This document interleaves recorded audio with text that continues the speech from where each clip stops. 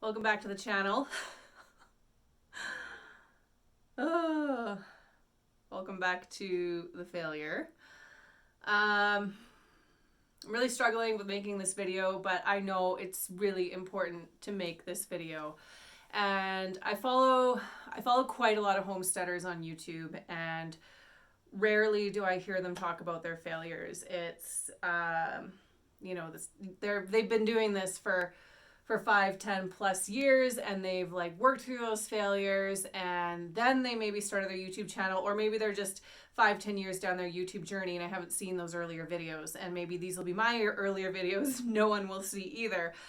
I don't know, but I'm like really struggling with failure right now. I have never had good success seed starting, and I think that's just due to like our environment. We don't have a greenhouse. We don't really have like outside space that is bright and warm for the seeds to get going. So we have to do it inside. And it's really hard starting seeds indoors because, the light is not even. And so the seeds want to reach for the light really, really quickly, and then they grow really, really fast, or it's too warm. And I have had all my seeds go too leggy, and they're tall and they're weak and they're falling over and they're dying. And then my soil got all mildewy because it was too warm and moist, and I'm just like ready to pull my hair out and quit. And I feel like I do this every year because those beginning things are just so hard. And so for 2 weeks now, I've needed to essentially rip out all my seeds and start again. And I just can't bring myself to do it because it's like, I've already done that and I don't want to have to go back to the beginning and do it again, and face that failure, right? Of like, it didn't work, now do it again. And then the other failure I am facing right now is we incubated eggs for the first time ever, and we had 12 eggs. 7 seemed to be fertilized. 5 seemed like they were going to make it. 1 hatched yesterday and is clearly showing a leg problem. It looks like it has splayed leg. It can't straighten its leg out. It can't stand on its leg, and so it looks like the one chick that is so far hatched, which we could get another chick or two in the next 2 days here, just based on when we pulled the eggs. But like the one chick that hatched out of the 12 eggs looks like it's not going to make it. And so it's just like this, it's like facing these failures, right? And it's so hard to like face failure. And like my husband talks about this all the time, and he's on a journey of like overcoming the mind, and like what it means to conquer your thinking. And that sometimes there are days when it's every second you are trying to overcome that negative thinking of I can't, or it's too hard, or I should just quit, or I'll take the easy way out. And it's super hard to face the hard, is essentially what it is, right? Like my husband and I talk about this all the time because it's our journey right now. But it's like we have created a very comfortable society, right? Like I was actually just at Costco, like loading up some groceries for the week, and I'm buying produce and whatever. And then I come home and stare at my seeds that are all dying, and you have that battle of the convenience of society of like, why would I do the hard thing when the easy thing is so easy? And I heard a really amazing quote today, and I don't normally listen to talk radio, but I've been listening to it a lot more in the last week, actually, just the last week, because it's more calming to me than some of the music out there. And there was a clergy on being interviewed, and they talked about how oh,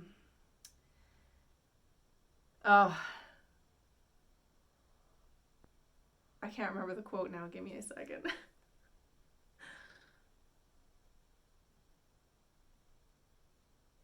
Essentially, I'll probably remember it at some point and I'll quote it better. I knew I should have texted it to Rhett immediately for the sole purpose of remembering. But essentially, it was like God came to comfort the burdened and burden the comfortable. And it was more like an adversity term, like comfort those who are going through adversity and send adversity to the comfortable. And essentially what that means is that like you're weak. When you're comfortable, you're weak and you're not learning anything and you're not growing and you're not getting stronger. And then like God came to like shake up those comfort zones and make people strong. And those who had been going through adversities, he came to comfort and give them rest and realized that they are strong, but now they need to rest. And so like the reason you do homesteading is there's 100 reasons, but one of them is because it's hard, because you want to do the hard thing, because you want to learn and grow. And then the benefit of that is way bigger. There's no benefit to me to go to Costco and spend $300 on groceries and come home and put it all in my fridge and then sit down and watch Netflix for the afternoon. Whereas when you're homesteading, like the reward of that fruit and that labor is huge. And all I have to do really is go back through my Instagram and look at the harvests that we had last year. And last year, guess what? I had to throw out all my seed starting because none of it worked. And it was so frustrating. And I ended up just direct sowing everything. I think like the first week of May, I was like, screw it. We're just putting all the seeds in the ground, and what comes up, and what doesn't, doesn't. And guess what? It all came up and it all did great. And the only benefit to seed starting is that you get to reap that harvest a little earlier instead of waiting until end of July or August. And seed starting is important if you want to do things like onions really, really well, or, you know, we could go on that. But so I'm trying to like learn this side of gardening that I seem to fail at every single year, the seed starting. And, you know, I have a friend who's a farmer in town, and I talk about her all the time because her farm's amazing and I buy stuff from her all the time, and she's, you know, turned into a friend as well. But she posts on Instagram, like, all their plants coming up, all their pepper plants coming up. And I'm like, oh, like, why can't I do that? But she's a farmer. Like, that's her entire career. And, you know, she has 100 years of generational farming in her family, and she's got industrial greenhouses. I don't have that. I'm standing in our office slash everything secondary bedroom slash pantry, which is like, oh, I don't know, 8 feet by 12 feet, 10 feet. And this is where I'm trying to grow seeds, right? Lighting is not good. The temperatures are not accurate, and it's hard. It's like gardening and seed starting is hard enough. And then I'm having an even more challenging environment because we don't have the simpler things.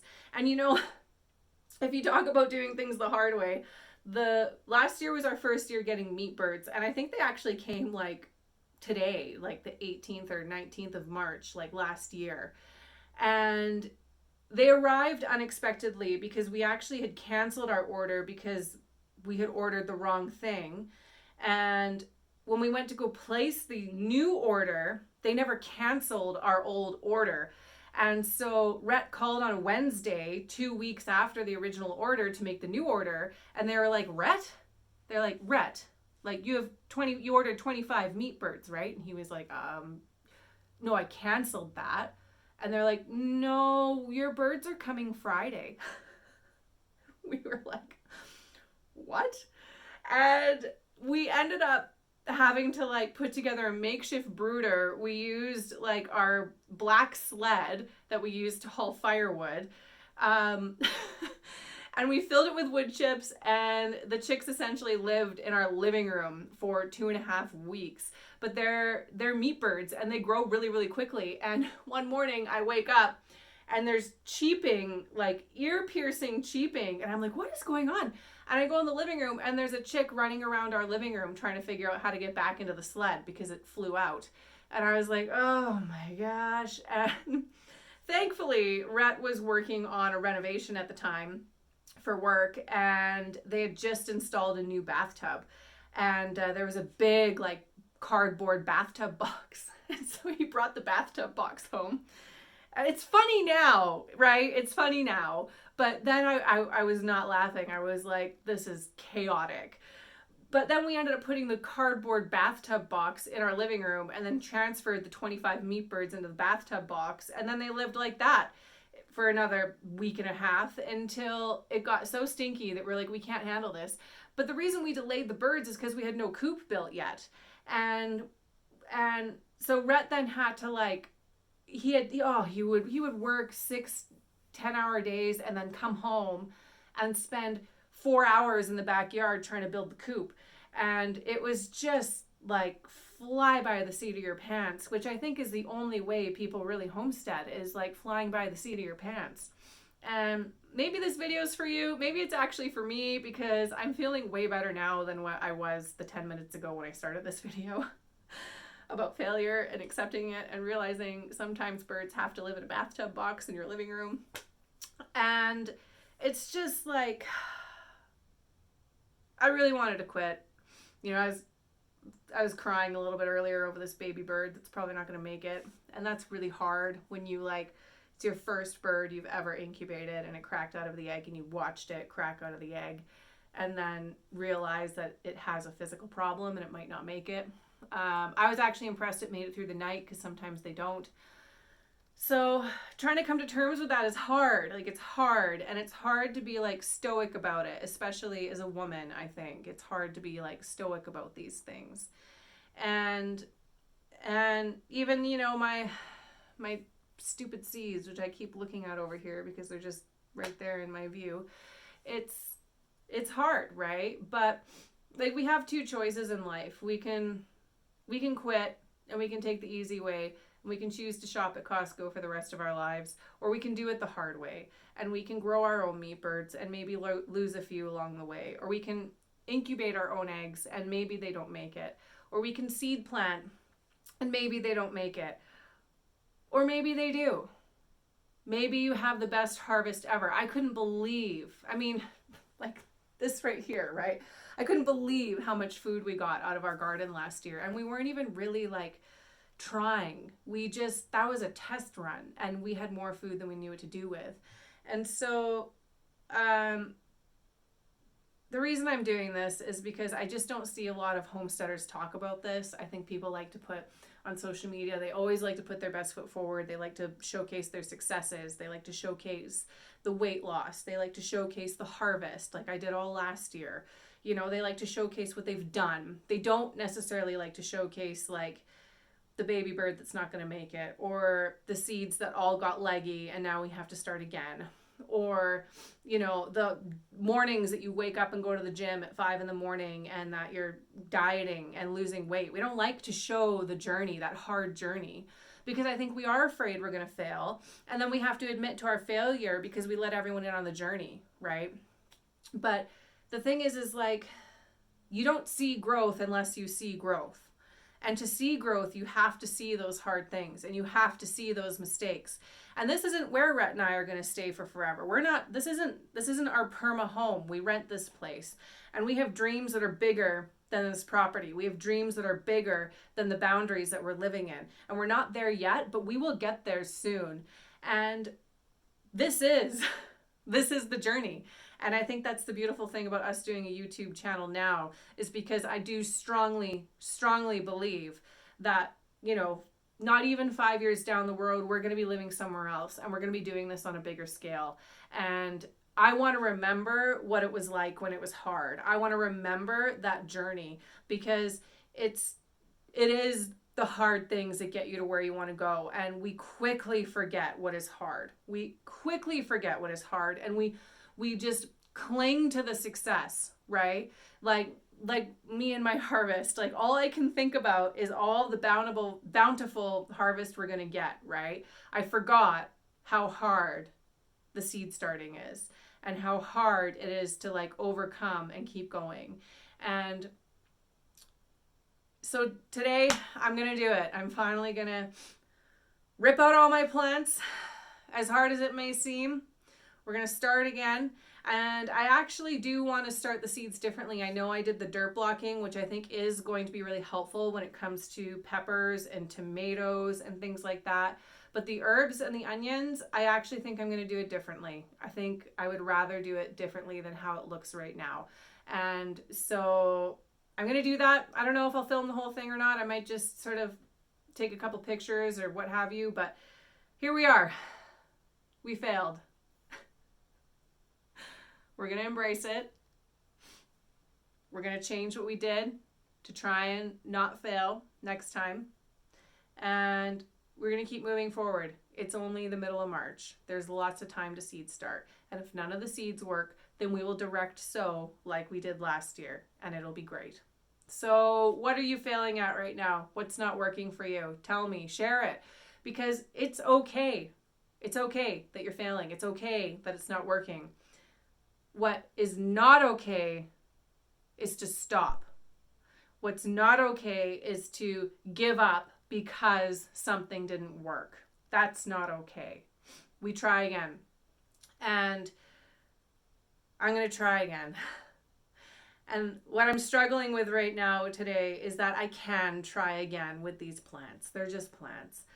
But the baby bird might not make it. And that's a whole other level that I'm coming to terms with today. But even still, we have set aside more eggs at room temperature to be ready for the next incubation. And even in that, you have to try again. And so I would love to hear what you're failing at. I would love to know how you're overcoming it. And I hope this video encourages you. I kind of ended up encouraging myself. I now have the motivation to do this. And this is homesteading. It doesn't always look like beautiful sourdough or wonderful canned products or chickens running around your backyard. Sometimes it looks like having to rip out your plants and start again. But when it's the life you want, you go after it, even when it's hard. Okay, guys. Thank you for watching this. If you watched it all the way through, I appreciate that. Here we go. Harvest season 2023. It's got to start somewhere. So this is what I ended up with after fixing all my seed starting and starting seeds again for the second time. So I did do some pots. In the back there's broccoli. Oh, sorry, no, those are the squash. So we have like pumpkin and patty pan, zucchini, some broccoli. In the front is more broccoli and cauliflower. And then you know how you go to the grocery store and you see basil and it's just like a full tub of basil for like $4? That's essentially how I'm doing these guys. So these are all my herbs right here, and then I have some onions and more herbs in the back. And I'm not too worried. If things get really big and crowded, then that's when we'll just transplant. Although I am going to try and keep this growing process a little slower so they don't all like get leggy on me again. And then over here I have peppers. I want a lot of pepper plants this year. So these are all pepper varieties over here. Everything from bells to jalapenos to a spicy one that I can't remember the name of. We're not going to do habaneros again as far as I'm aware. But this is where we're at. This is overcoming my failure right here. Here we go again. Seed starting round 2.